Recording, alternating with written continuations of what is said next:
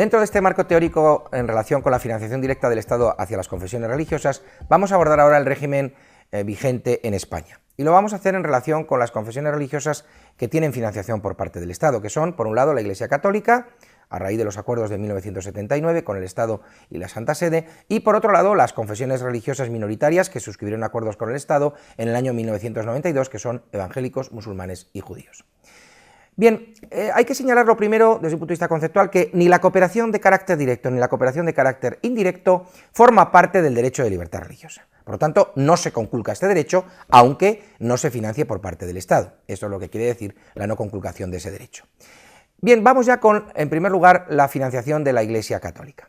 El Acuerdo de Asuntos Económicos entre la Santa Sede y el Estado español de 1979 pretendía poner fin al modelo de dotación presupuestaria que había venido siendo tradicional en el marco jurídico español. Este nuevo modelo implanta un sistema mixto que conjuga por un lado la asignación tributaria y por otro la dotación presupuestaria.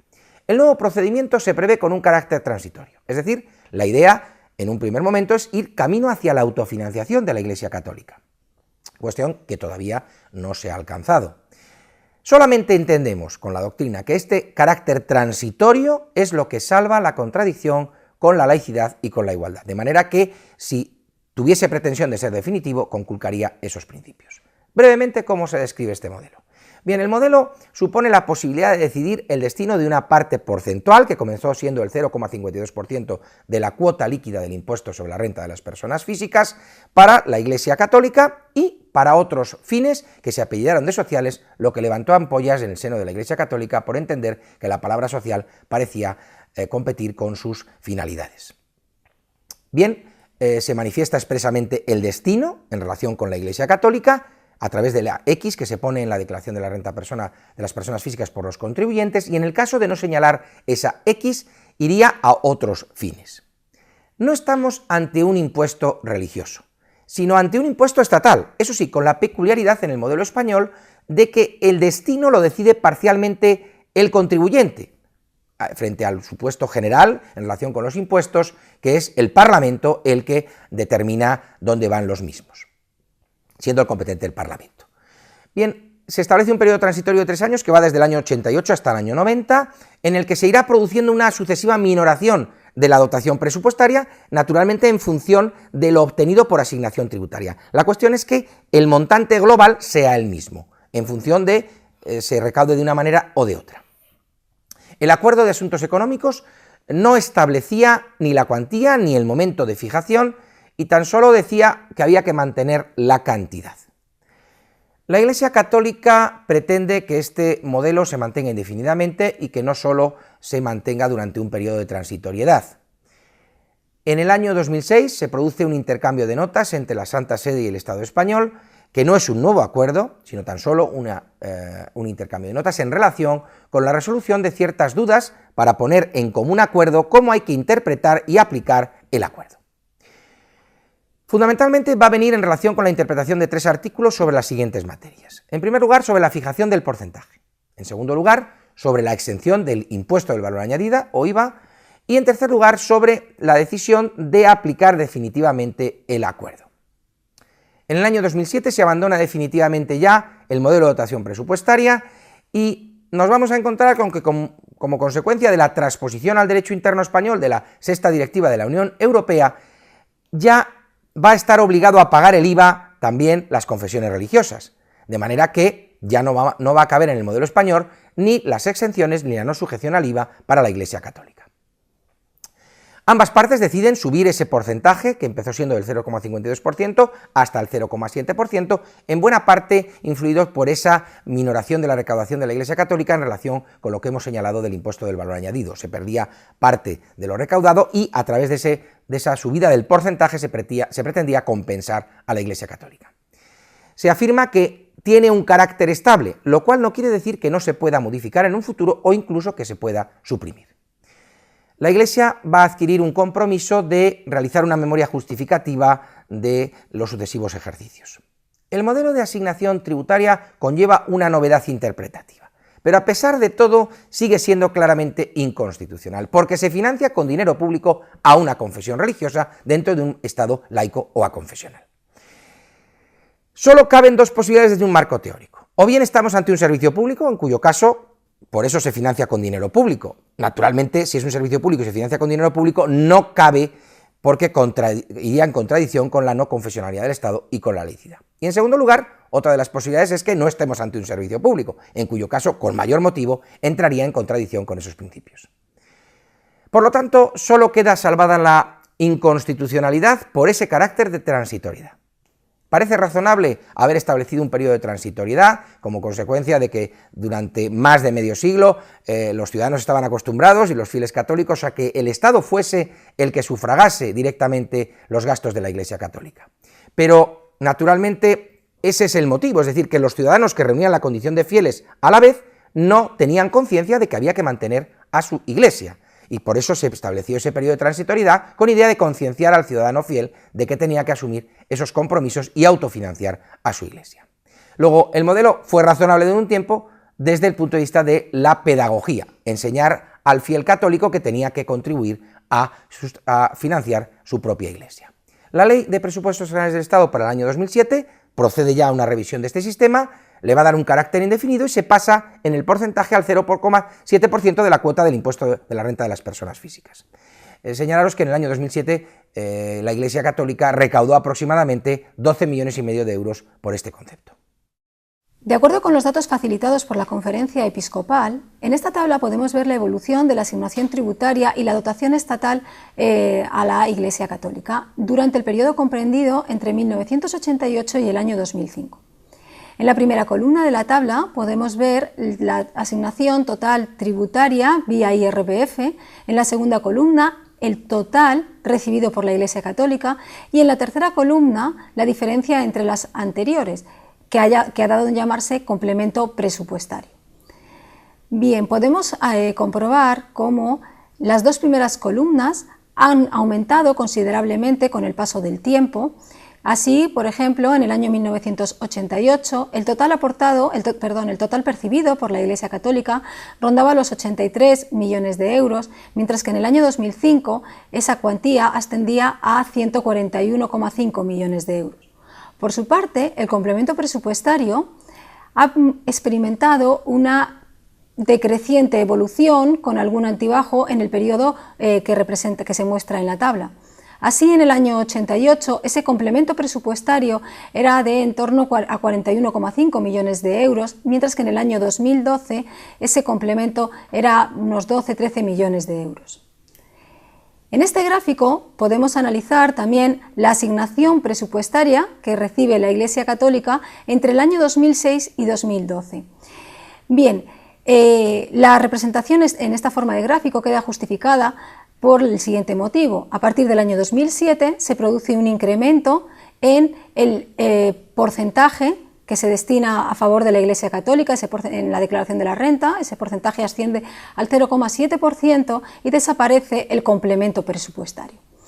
Pues bien, como puede comprobarse, entre el año 2006 y 2007 hay un notable incremento de la cuantía percibida por la Iglesia Católica, llegando en el año 2007 a percibir en torno a los 241 millones de euros y llegando en el 2012 en torno a los 250 millones de euros.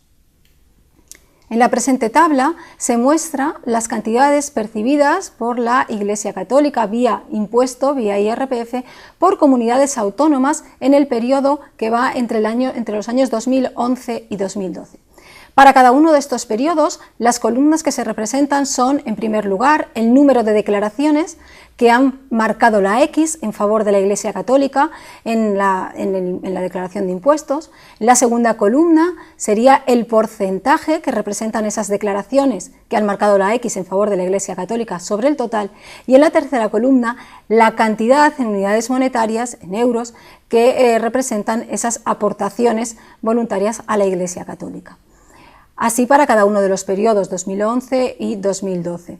Bien, respecto a los porcentajes, destacan como comunidades que mayor porcentaje de declaraciones a favor de la Iglesia presentan las comunidades de Castilla-La Mancha, Castilla-León, Extremadura, La Rioja y Murcia, mientras que en unidades monetarias destaca la cuantía recaudada en la Comunidad Autónoma de Madrid.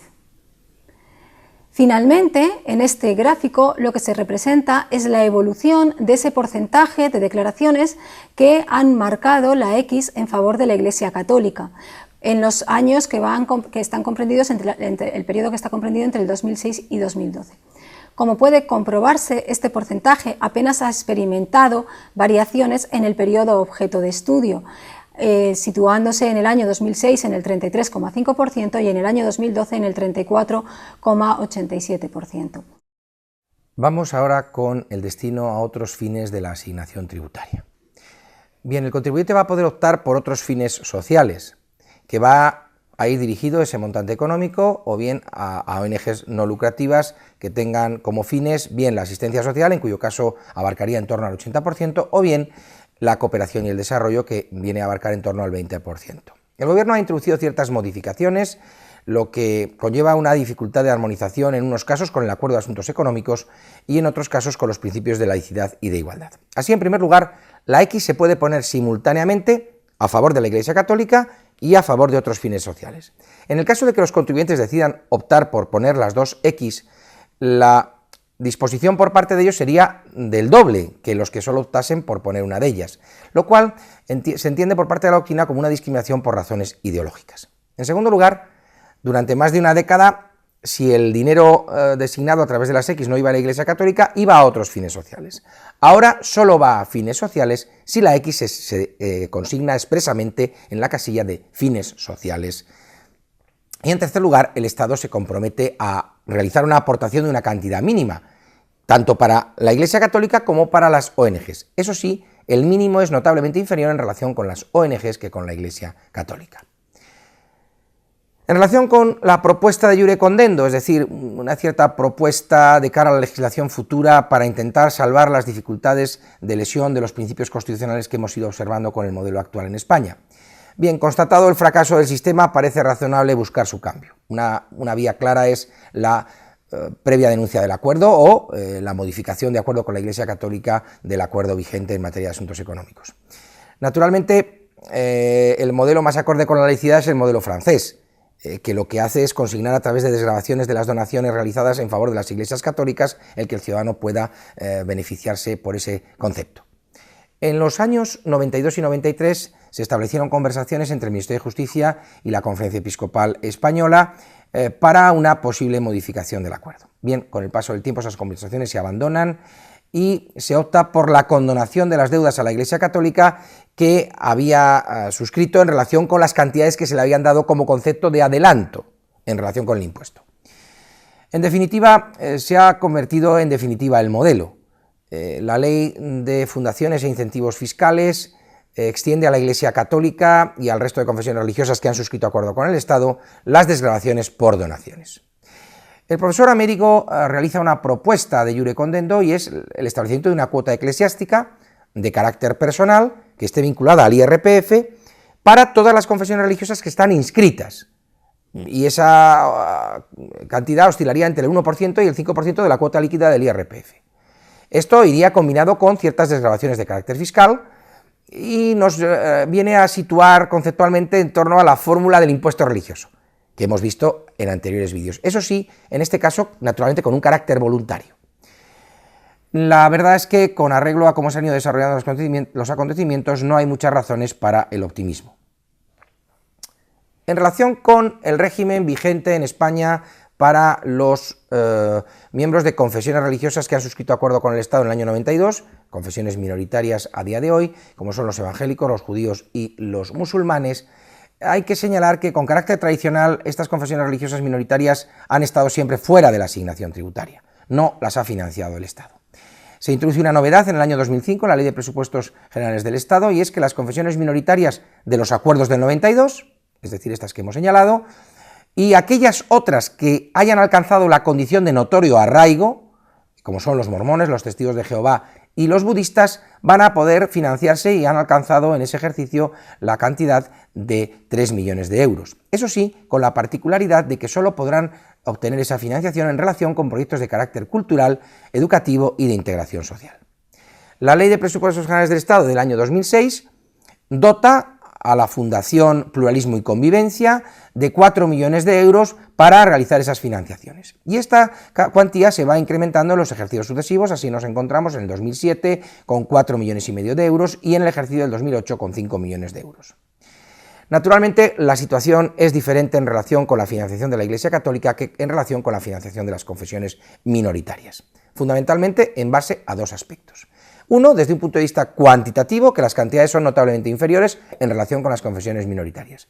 Y en segundo lugar, desde un punto de vista cualitativo, que solo se va a poder financiar en relación con los proyectos que hemos señalado y que no cabe la financiación para el sostenimiento de los ministros del culto. Por último, señalar que el principio de laicidad nos sitúa claramente con el problema que plantea la priorización de estos programas frente a entidades no gubernamentales sin ánimo de lucro que tengan carácter aconfesional, por razón de la presión del artículo 14 de la Constitución en relación con el principio de igualdad y no discriminación.